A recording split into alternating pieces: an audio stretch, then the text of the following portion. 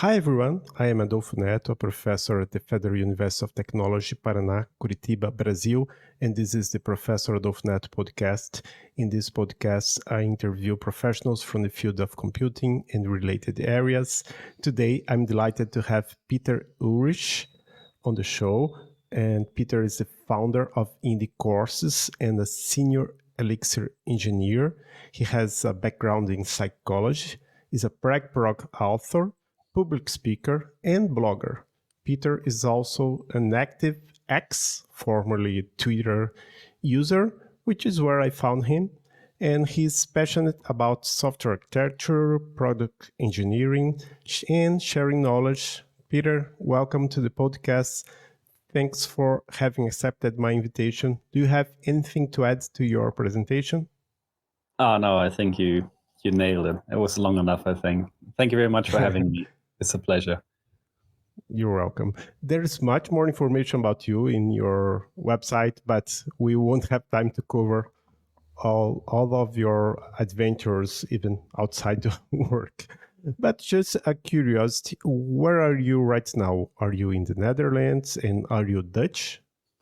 I am in the Netherlands, but I'm not Dutch. I'm German, German born, but I studied in the Netherlands. I came here for my psychology bachelor when I was 21, and I stayed for 6 years for the studies. Then I moved back to Germany for 3 years for my first jobs in software engineering. And then I realized that I like the Netherlands much better than Germany, so I came back, and now I'm living in Leiden, which is south of Amsterdam, and it's been almost 3 years now that I live here. Oh, that's great. So let's get to know you a bit better. So I saw in your LinkedIn that you have a bachelor's degree in psychology, as you said right now. And after that, you obtained a master's degree in software engineering and distributed systems. What sparked your interest in software engineering? I always loved building things, not necessarily with software, but when I was a kid, I already built a lot of things with wood. I was into woodcraft. I built little sailing ships with like ropes and sails and rudders and everything. That was pretty cool. And then when I got older, I still enjoyed building a lot of things. So actually, my first study when I was 18, I went to university and I studied was it civil engineering? Yeah, civil engineering. But I like building things. I don't like theorizing over how to build things. So when I studied civil engineering, the first year is so much math and so much statics, like how to get the bridge working. It was not like terribly boring, but I just realized that it was too theoretical. So eventually, I decided to drop civil engineering. I went into psychology afterwards, and that is mostly due to my interest with human nature, and that comes from my mom. I think my mom is a general practitioner, like a doctor, and she's been working for 40 years already with patients. And I grew up in a practice, basically. Like 2 weeks after I was born, I was lying in the corner on a blanket of the practice of my mom. And it's funny, when I go back home to my hometown, there's still older women who have seen me when I was like 3 months old, and they're still patients of my mom. So that's pretty nice. And anyway, but that I have that interest for human nature and for helping people. You know, and I mean, I was interested in medicine, but I think it's hard to get into medicine everywhere. I didn't have the best grades in school, so I looked around and I saw psychology, which is also working with humans and everything. So I decided to do that, actually. So after my civil engineering 1 year like test drive, so to say, I switched over to psychology and went to the Netherlands because it's easier to study psychology here than in Germany. And that's what I did for 3 years. And then I realized I still love building stuff. I love working with people. I love helping people, but I still just want to build things. I just want to have something, that I can say, this is what I've built and it helped people or people use it. So I always tinkered around with coding a little bit, like ever since I was 14, 15. I mean, I had a computer ever since I'm like 9 or so. So I was playing games, and there was still like the time where you had the dial-up modem. So you had to kind of understand technology to a certain level. Also back then, we still had the floppy disks where you installed Windows with. So my dad actually, he had to reinstall Windows every 2 weeks because I destroyed it completely. So I always worked with computers, and I always wanted to build stuff with it, but I never really got the entry to it. I never got like a first Hello World project, where I could say, this is how I build things. And so I always tinkered around with it, but then only in the last years of my bachelor of psychology, I met a friend of my girlfriend at the time, and he was a professional software developer with .NET. And yeah, he took me under his wing. I could ask him any question. There was no stupid question, really. So I asked him, I want to write the script. I want to scrape the entire website of our university and see whether there are any 404 links anywhere. Because as a student, whenever I had to look for documentation on the university's website, I got frustrated because I clicked the link to a very important document, and then the document was 404. It was not there. And that upset me so much that I went to my friend and said, hey, I want to write a script that looks for all these links and checks them. And he helped me do that. We wrote it in PHP back then. It worked. I found like 50 broken links. I actually reported all of that to the IT team at the university. They didn't care one bit. I didn't even get a response back. I guess, they also had a lot of computer science students, and probably every second week they got a request like that. But that was one of the first projects where I realized, hey, this is cool. Like I have an idea. I want to do something. I want to build something, and I just need the tools to build it. So eventually I realized, I want to go into computer science or like software engineering, really. And in the Netherlands, you have that chance if you do so we have 3 years of the bachelor. And in the last half year of the bachelor, you can choose any course in the entire university, really. So like there are some limitations. You can't do medicine, stuff like that. But I could just go and take software engineering courses and just enroll for them. And I had to pass them, to get my grades and my credit points. But yeah, this was for me a great chance of just trying it out, just, taking 6 courses. And the great thing is the first courses I took were actually called Software Engineering 1 and 2. And these were there were 2 courses in like 2 semesters. So like one big course really over half a year. And this was the best course I ever had, because it simulated a real world software project where you had a team of engineers. We were a team of 10 engineers, and we had a real world customer. Like there was a local businessman, who had a business in town, and he needed an app actually. So we were working with a real stakeholder, building a real world application, all of that. And I came into that course. That was my first. And I realized, well, I can't code, but what I can do is like manage people. I can be kind of a little bit the project manager, the team leader, so to say. And I did that. I took over a team of 10 people, so me and 9 others. And we eventually had the best grade in the entire course, because it just worked well. I also looked at, every single developer and what their strengths and weaknesses are, and then I tried to position them. So I don't know, intuitively, I just got it right. But that showed me that software engineering is so much more than just writing super complex algorithms in C. That's usually the impression that people get when they start at university. And also with us, the first year is just hardcore C programming in like data structures and algorithms. And yeah, I came from the practical side. I came from the angle where I thought, well, yeah, great C and super fast algorithms, but how can I build a website? How can I do a distributed system? And that's why I decided eventually, okay, this is something I'm interested in. This is something I want to pursue.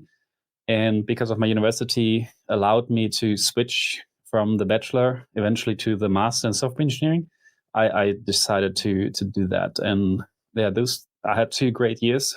I learned a lot. I had great professors. I still am friends with some of them. And yeah, that was my whole story from being a young kid to finishing a master in software engineering.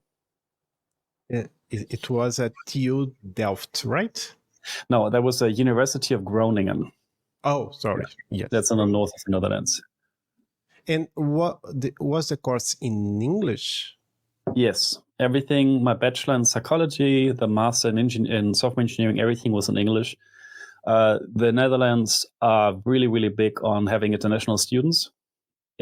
Right now, it's a little bit of a debate, because they don't want to have that many foreign students anymore. But like for hundreds of years, they always had international and foreign students and also researchers here. So that's how they really became one of the knowledge bases in the world. And when did you become first involved with Elixir? Because you told your story about PHP, and so in a certain point of your life, you discovered Elixir. When was that? That was with my very first job, actually, after university. So I finished university 2018, I think, like summer of 2018. And then I decided to not get a job right away. I actually did a whole motorcycle trip through the eastern coast of Africa. Like I started in Egypt and rode all the way down to South Africa. That took half a year. And then when I came back, I moved back to Germany. I wanted to say my first job, which I got in Germany, it actually was a Python job. Like I applied to be a Python developer because I've been doing a lot of Python coding. I've been part of the Python community for 2 years. Back then, I also gave a talk in Sweden about software patterns or design patterns in Python. I think it's still one of the most watched videos about design patterns, actually, which is pretty cool. And yeah, but then I got the job and I was a Python developer officially. But from day one, they put me on Elixir projects. And I was quite critical about that back in the day, because I thought, well, it's my first job. I'm going to probably work in it like a year, 2 or 3, and that's going to be the groundwork, like the foundation of my career. So if I choose a language that is so niche like Elixir, can I actually get a job after that? Or am I like stuck with this company forever now? And well, funny enough, I only worked at that company for half a year because it was not a very great company. And then I was on the job market after 6 months, and I looked around, and there were 2 other companies in town that used Elixir, and I applied to both of them. And luckily enough, I got an offer with one, which is more like there was summertime, and the other company couldn't get back to me early enough. So I joined the other company, and I worked there for 2 years and grew from junior to senior. And that was a great time as well. But so what I wanted to say is, like, back then already, I thought Elixir, is it too niche? Is it not? And it turned out it is not that niche after all.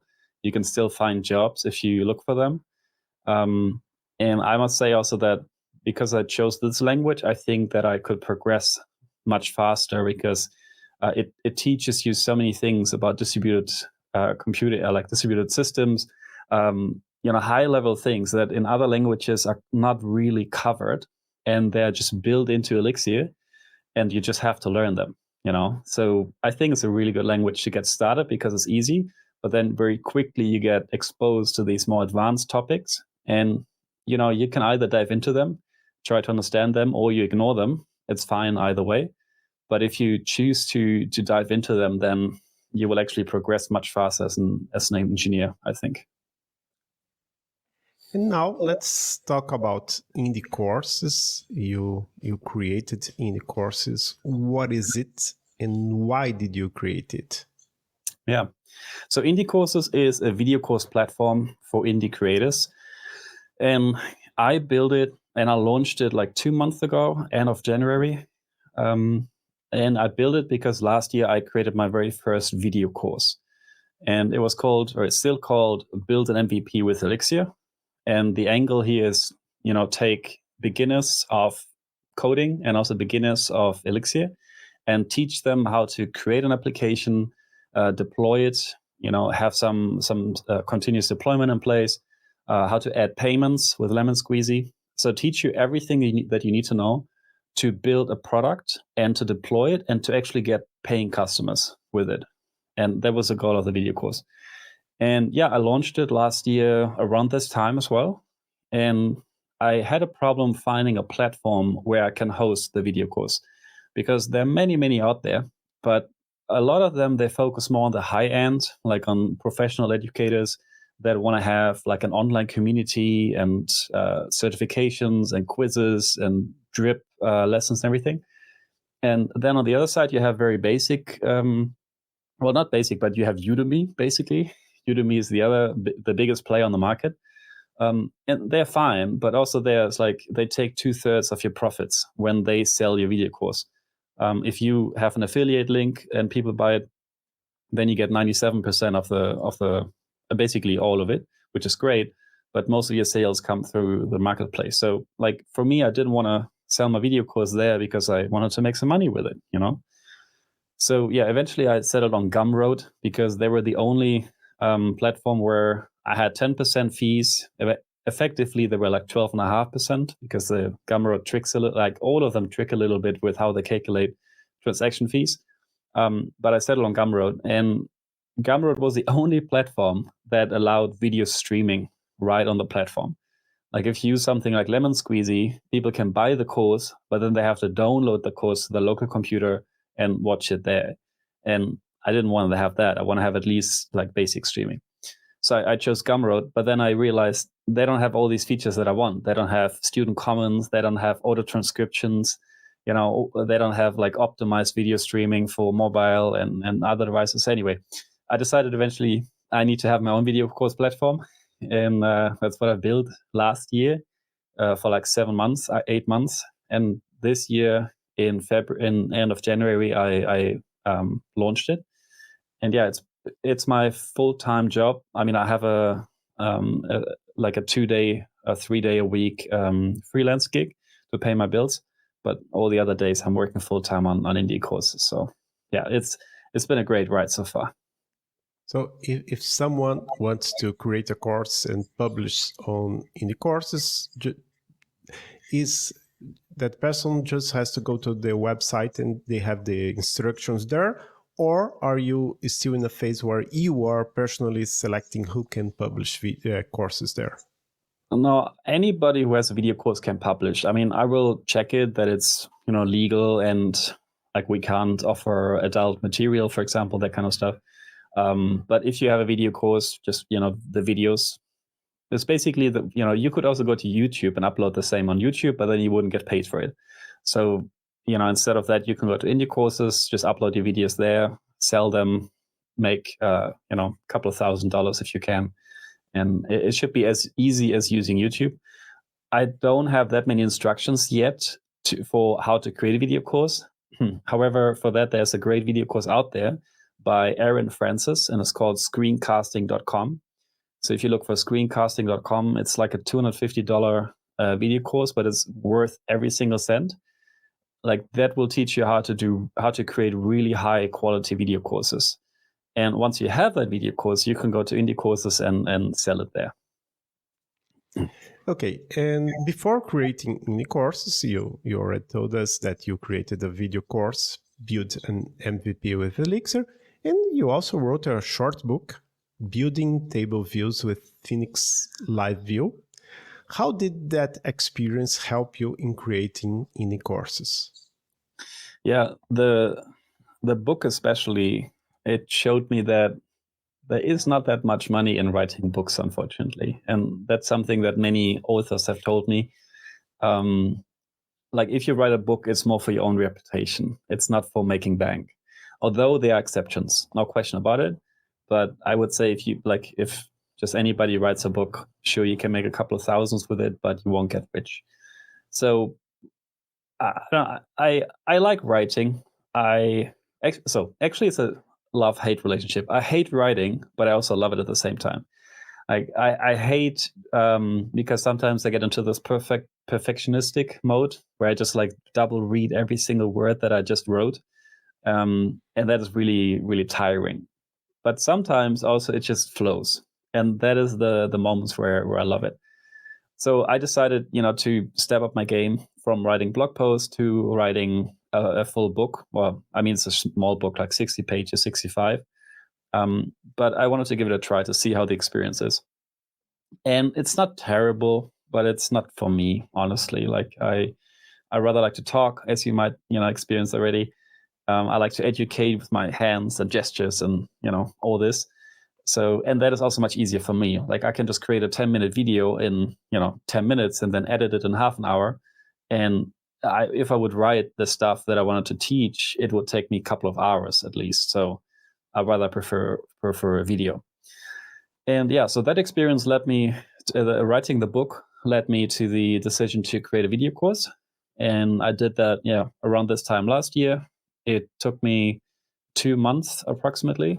And I could have done it faster, but I took a lot of time to write the code that I wanted to present. And then the extra recording and editing, that was like, I really pushed it, but it's been 2 weeks, approximately 3 weeks, maybe. So like 5, 6, 7 recording days and then 2 or 3 editing days. Yeah. Well, and that's it really. I mean, if you, add that up within a month, with some hard work, you can, I created a 6.5-hour course. That's a very long course as well. You could probably, just take like 4 or 5 days, like a long weekend, and then create a 2-hour course, for example, if you're prepared. Yeah, so that's why I created my video course. And then my experience of launching the video course and like creating it and launching it, that gave me the experience that I needed to, well, that actually showed me that there is a need for a platform like indie courses in the market. And what are the next steps for indie courses, or at least the ones that you can tell us a little bit about? Yeah, the funny thing with creating a startup like this is, like people tell you in the beginning nothing happens, and then slowly the speed picks up, and eventually it will overwhelm you. Like when I launched indie courses, I thought, it's feature complete. Like you don't need more features than what I've built in the MVP, right? You can sell a video course, everything's fine. Well, then the real world happened, and actually people started using it, which I'm incredibly grateful for. And they came with feature requests, and these feature requests, they were good. And then I thought, damn it, I have to keep on working. And now I have a huge backlog of things, like big topics that I need to tackle in the next couple of weeks or months. So I would say what's next is just extend the foundation, the features on the bottom. So that includes discount codes so that you can run marketing campaigns. I also want to experiment with AI a little bit. Let's see how useful it is. You can feed the transcription of the full transcription of a video course to ChatGPT or something, and then students can actually ask questions and get answers. But I don't know how useful it is, to be honest, because the output you get is only as useful as the input. So when people ask a specific question, they will get an answer. But I don't think these courses have super proprietary knowledge that ChatGPT doesn't have, to be honest. So I'm not sure. I have to experiment with it. If it makes sense, then I will add it. But there are also many, many low-hanging fruits, like just searching through the entire transcript. That is something that very few other platforms have. But I myself, as a video course creator, sometimes I need to find a specific part in my video course that I need to replace. And I don't want to go through 30 videos and search exactly for the one that I look for. So for myself already, I want to have a transcription, like a search thing, and that is something like a basic feature that many other platforms don't implement. Sorry. So in the big picture is basically like just add the features that people request, and then see what happens after. And I suppose that for your own video course, you had to edit yourself, or maybe did you pay an editor? No, I edited everything with Screenflow. And if you want to create a video course, one of the investments I can highly recommend is the Screenflow, it's called. and it is just made for screencasting. That's what you call when you have a video, like a monitor, and you record the monitor, and then maybe your face is like in the corner somewhere. Screenflow is the best application for that. You don't need anything else. So Screenflow, and that's how I edited it. So my question is somehow related to that, is that this question is about let me just change here. Okay. Yeah. That's cool. Is related to my interests as a researcher. I like to ask people, how do you stay up to date or updated with the news in your field? For instance, you had to learn something. Do you read books? Are there books, for instance, for someone who wants to create an online course? But do you read books? Do you read blog posts? Do you search for podcasts, YouTube, online courses? What do you do usually? Yeah, a little bit of everything, to be honest. Depends on the topic. So for software engineering, particularly, like the news, the up-to-date news, I'm on Twitter. So basically every news, like every new thing that came out, like I will see it over there, especially in the Elixir space, because I think it's still more or less the best place to communicate with other Elixirs. The second one being Elixir Forum, but I'm not that often on Elixir Forum, to be honest.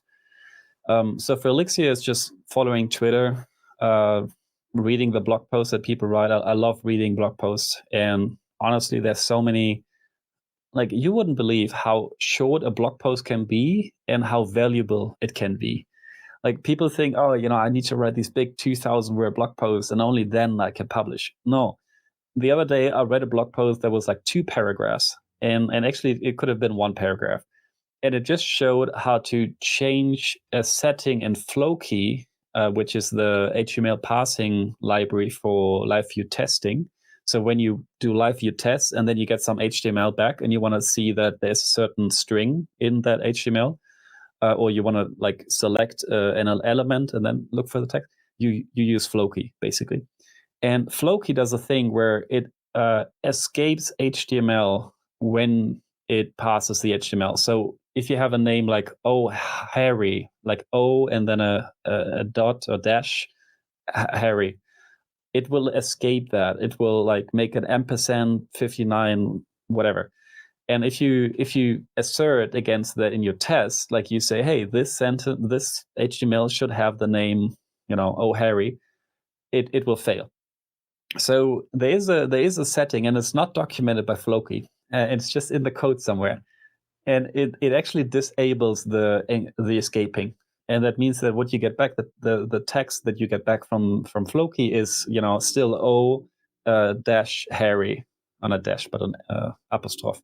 Anyway, so it gives you back exactly how you see it on the browser. And that way your test won't be flaky, because if you have random names, sometimes you have these special characters which are then escaped.